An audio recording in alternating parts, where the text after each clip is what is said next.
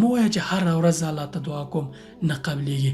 د دعا په طریقه، د دعا په لار او په حکمت یې ځان پوه کړه. ته چې له اول نه په الله بدګمانې، نو الله ستا څه پروا لري چې دعا دې قبول کړي؟ راشه نن همدا کار وکړه، نن شپې ته تصمیم ونیسه، که همدا اوس شپه یې پاڅېږه، همدا کار عملي کړه. په دې ډاډه اوسه، 100% یقیني اوسه چې دغه دعا دې الله پاک اوري او ځوابوي درته، او هر ستونزه او مشکل چې لري که خیر دې پکې درته قبلوي. ولې باید قبول نه کړي؟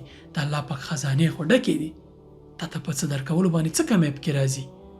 اما ته د یو انسان په صفت باندې فکر کوي او موضوع ته، خو الله پاک هر څه ورته معلوم دي، هر څه ورته ښکاري، غیب راتلونکي هر څه، خو تا ته نه ښکاري. بدګمانه کېږه مه په خپل رب سره ډېره داسې نږدې اړیکه ټینګه کړه، جوړه کړه ورسره. څه د شپې راپورته کېږه او په سجده کې ترې هر څه غواړه.